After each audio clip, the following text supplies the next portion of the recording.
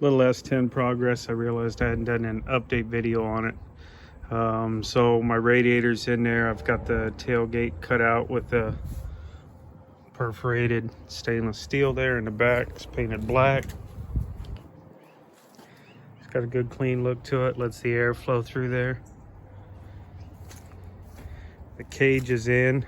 I've got some finish work to do, some finish welding down here on the bottom. Do the plate there, but I'm all welded up top. Everything's in place. I cut out the rear window.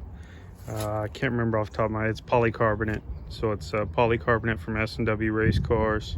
It comes with tabs to go ahead and put there to fill that in so you don't have an open hole. And I've still got that work to do to it. But everything's in.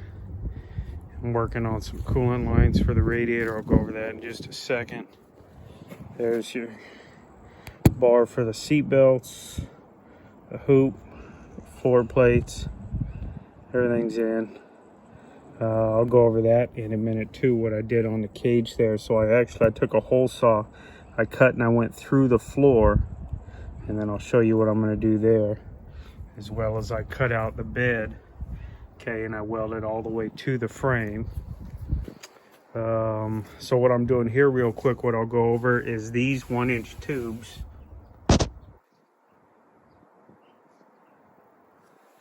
That's 1-inch stainless, and that's going to be my radiator hose. And I want to explain, my thinking could be right, could be wrong, I don't know. I wanted to go bigger. What I'm going to do is I'm going to do a 16 AN line, which comes out to a 1-inch pipe. And so I'm going with 1-inch stainless. I kind of started to think I should have gone 1.25 inches, 1.5 inches. Here's my thinking on the 1-inch. If you've ever put a thermostat in a can of boiling water to check its opening and closing or whatever, and looked at the opening in the thermostat, it's not a very big opening when it's fully open. So I went with the 1-inch tubes.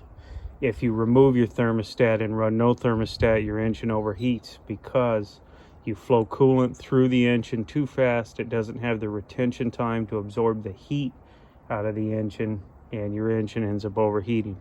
So generally when you run no thermostat, what you do is you cut a restrictor plate in place of the thermostat, and you can drill a 5/8 or 3/4 hole in that restrictor plate to slow down the flow of coolant.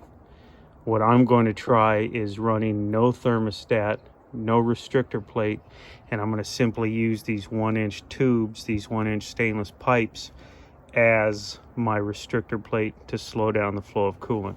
Might work, it might not. I might need to upsize them, I don't know. I'm going to come back and cut the barb off the radiator there. That'll go 16 AN. You can see where I've already marked. I'm going to put these 90s on there.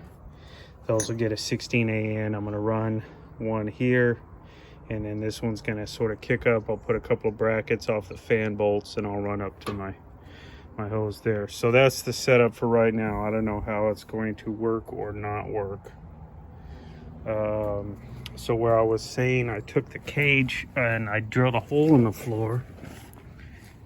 Let's see if I could show you. So there is my roll bar.